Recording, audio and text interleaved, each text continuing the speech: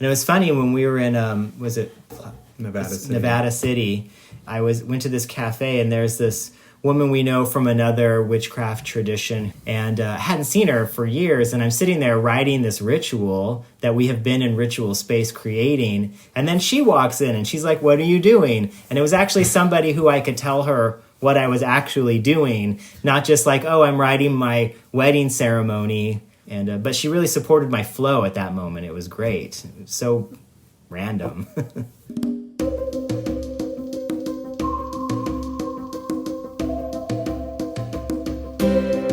It's the little moments in our lives that can be so rich. Little moments when synchronicity pops and we are seen at a deep level. These moments can and will happen at random, and they can also be thoughtfully cultivated with patience and care through ceremony and ritual design. And it's truly wonderful to go through that design process as part of a team.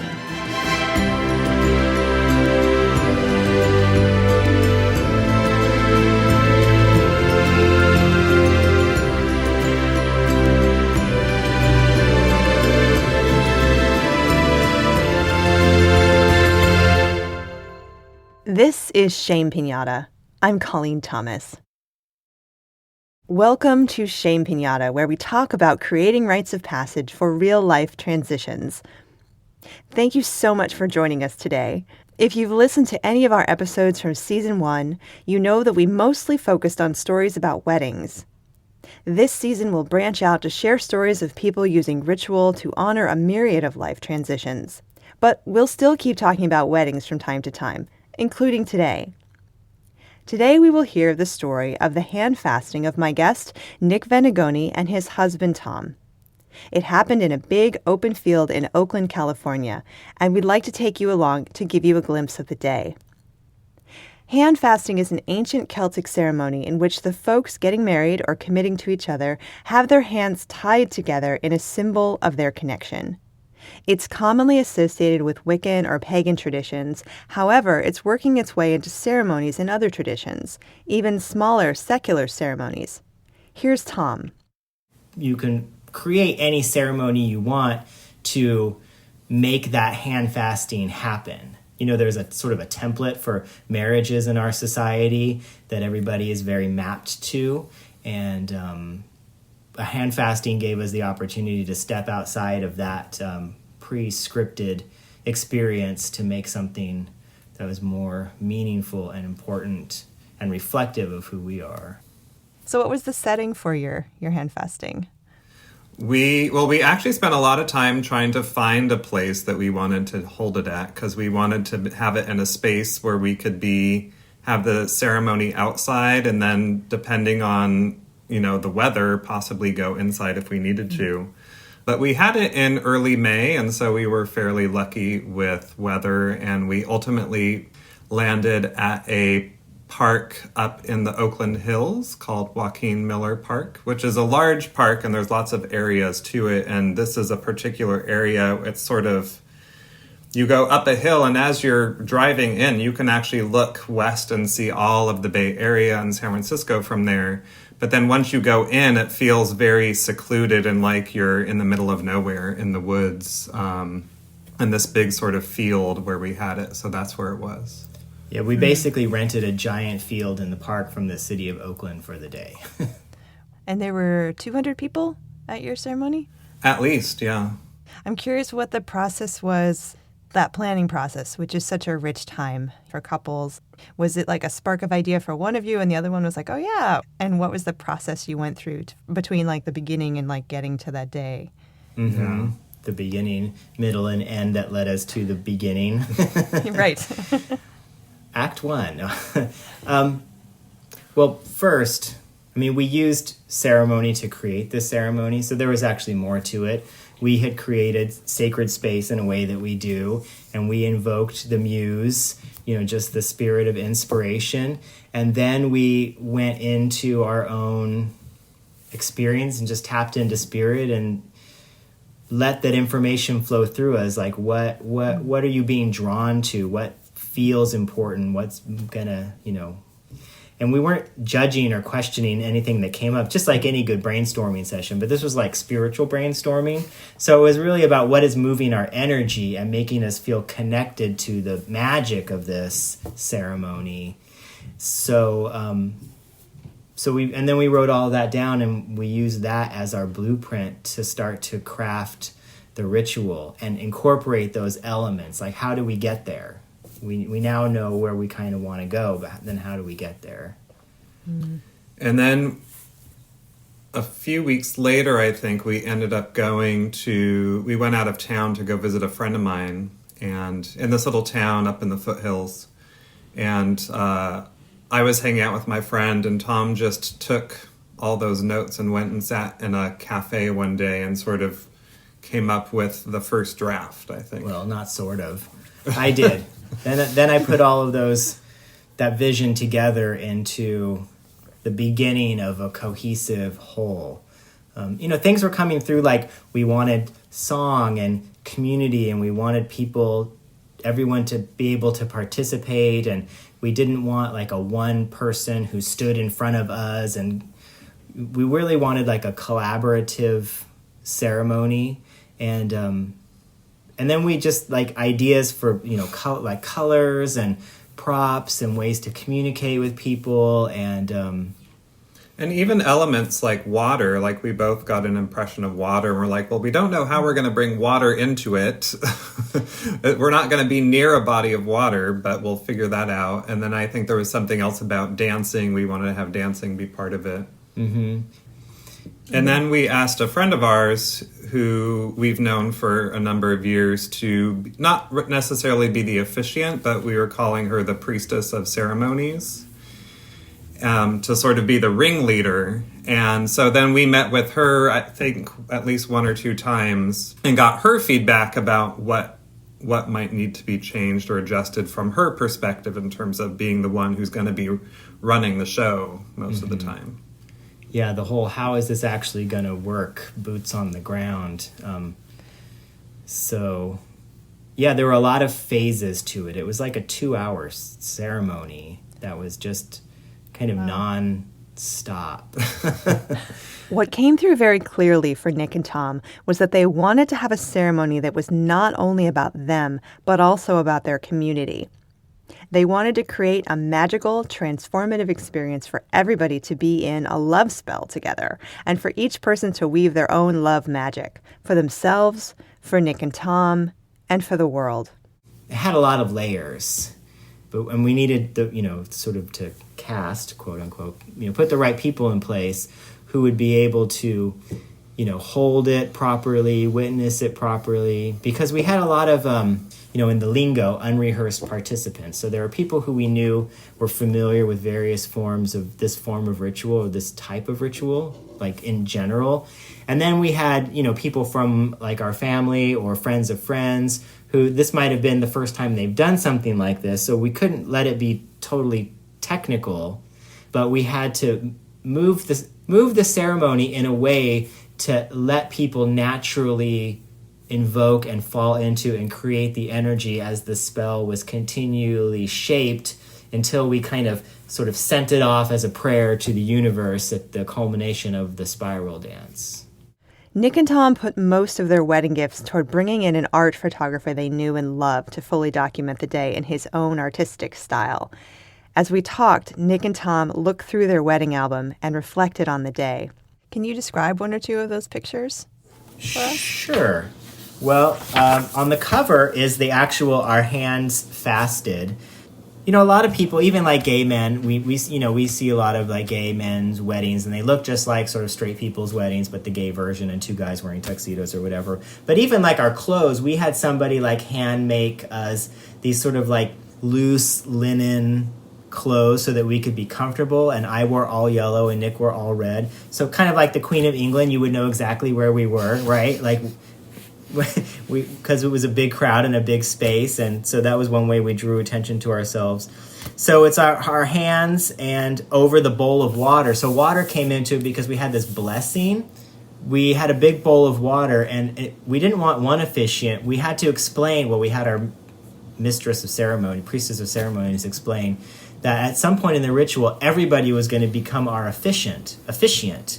So we had this bowl of water, and then like everybody lined up, and we didn't want to sit there and have to talk to everybody and like, oh, this is so beautiful, thank you, you know, blah, blah, blah. We didn't have time or space or energy for that. So we had somebody else come up with a simple song, and we were like, everybody just sing this simple chant song while you're in line and while you come up to us, because it was also just part of the energy. And then they put their hands in the bowl, and then they sort of said their silent blessing for us, and then like sprinkled that water on our hands. So our hands were over the bowl of water, and that was what was on the cover of the book, is us with our hands fasted over the bowl of water during the part where everybody was coming up to us singing this lovely song about all life comes from the sea, everything returns to the sea. And anyway, so that's the front cover of the book, is you just see like our hands hand fasted over the blessing bowl, which was actually the moment when in sort of a traditional ceremony they're like, I now pronounce you, but like everybody was doing it, but we didn't want them to. They're not making our relationship, we're making our relationship, but we want their blessing. And also it was very important for us and for the spell, and for the love spell and for the magic, to have our community like acknowledge like two men making this, you know, commitment, this romantic commitment, because we were creating like this energetic template of something that, you know, exists in the world in like an ambivalent and sometimes controversial and lots of times invisible way. And we were like, part of the magic was putting it right out there, not like once, but, you know, 200 times.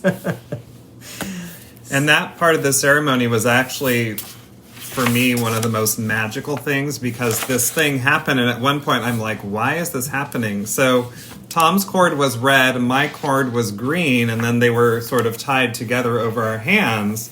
And about halfway through, I look down and the water in the bowl is turning blue.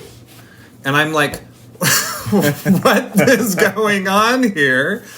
This is like, we are transforming water with the magic. And it wasn't until we almost got all the way through that my mind, because I was so in the moment, started thinking more analytically, oh, it's probably dye from the green cord was leaking from the water into the bowl, turning it blue. I could see that people really wanted that moment with us, and that we weren't going to be able to have that, and so we had to like engineer that. We weren't going to have like a reception line, you know, that whole thing. So that was amazing, to basically be married by every single person we invited. We're so glad you're here. If you enjoy the show, you can become part of the Shame Piñata community by sharing your story about how you marked an important life transition, either the kind they do or don't make party decorations for. Visit the contact page at shamepiñata.com to get in touch and share your story. And if you have a friend who's in wedding planning mode, please share this episode with them. I shared that a big focus of the Shame Piñata podcast is to encourage people to do whatever they might want to do for their wedding, instead of what might be expected of them. And our conversation turned to the wedding industry and the pressure it can create for couples. Well, that's commercialism and capitalism, and, you know, they want you to believe that the only way you're going to get that meaningful experience is if your budget is at a certain level and you consume these things. And then your ceremony just becomes about how good you feel about how close you came to that ideal, rather than that you just were witnessed by the people who love you making a commitment to somebody that you want to spend your life with. Well, I also think that's the blessing of being queer, you know, not just around your wedding, but around anything, is that, you know, there's a challenge that comes with it because you have to create something new because it hasn't really existed before. Although we're getting far enough along now where things have existed before for younger queer people. But, you know, so the challenge is you have to create it, but the gift is that you get to create whatever you want. You don't have to do some predetermined thing. I mean, some people feel like they have to try to fit into this box that other straight people things that other straight people have done before, but you have the chance to create something new that's going to be right for you, whether that's your wedding or your relationship or your job or the way that you run your household or who your family are, any of those things. Yeah, and the rest of it are just pictures of, various moments like drumming and spiral dance. And so were the two of you in the center of the spiral during the dance, or were you in the spiral? Yeah, we ended up in the center. Yeah. Yeah, and our friend Urania, who's a reclaiming tradition teacher and priestess, she's really good at leading spiral dances. So we had her, because there was no way we were going to be able to think at that point. We needed somebody who just had done it so much, it was just in her body, And so she was in the front, and then it was Nick, and then it was me. And so when we wound in, we just ended up in the middle. So instead of like winding in and then normally you wind back out again, we just wound in and then stayed there. So then we were like in the center. So then when everybody was let go of each other's hands, we were like in the center of this big onion, of just love and power and getting to just take it all in. And there was actually a funny part during the ritual. This is actually one of my favorite things.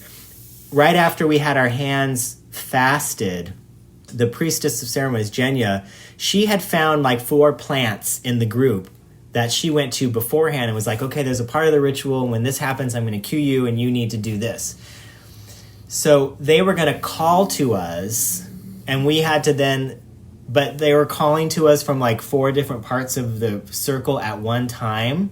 So obviously if we're tied together, we can't just tear off willy-nilly. We have to figure out, what are we doing? What's our priority? What direction are we going to go together? And it was like a challenge for us, like a spiritual challenge in the midst of the ceremony that was like an energetic template for what it's like to be married, where it's like, oh, if we're tied together, we have to kind of figure out, like, when do we go in your direction and when do we go in my direction when there's not agreement, So it was this funny moment. We were both like a cartoonish moment where we just sort of took off, like I'm going this way, I'm going that way. We're like, oh wait, we're like tied together. You're going to tear my arm off, like a rubber band kind of thing where we sort of like popped away from each other and then sort of snapped back and kind of bonked heads and And then we had to sit and have a conversation in front of everybody, quiet. They couldn't really hear what we were saying. Where we were like, what do we do? Which way do we go? Where do you want to go? Where do I want to go? And so then we just made a decision and walked towards somebody, and everybody was like, yay, they figured out their first challenge as a married couple. Because we'd been together for like 12 years already, No, it was 9 years. 9 years. Yeah. So that was like another way that our community was witnessing us behaving as a married couple, and we were like normalizing, like, yes, see, we're married, and this is what married people do. It's just like every other marriage where you have to figure it out, and this is not any different. And we just got like 200 people in one moment to go, that's a marriage. So it was just great. We built in a lot of that affirmation. Felt really, really important because, the Supreme Court decision had only come down that July of 2013. And we actually got legally married at a courthouse with a friend of ours in August of 2013 because we knew we were ready and we just did it. And then we had this other ceremony in May that was more of like the public, because, legally we needed to just get the paper signed. Everything else was in place, but then we had to have like the big celebration.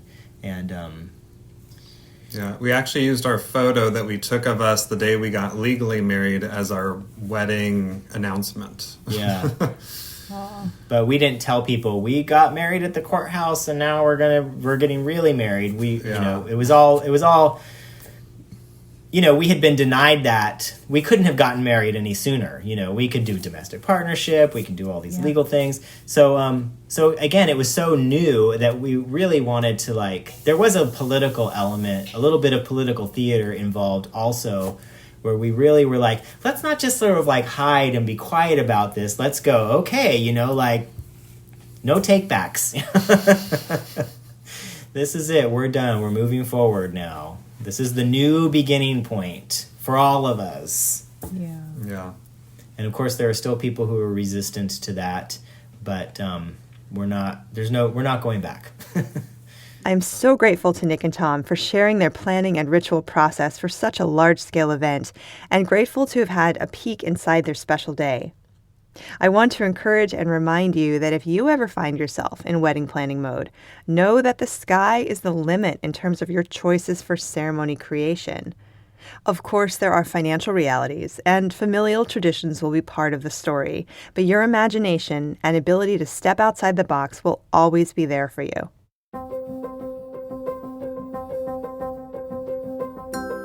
Nick Venegoni and his husband Thom live in San Francisco, California, and have been together for 15 years.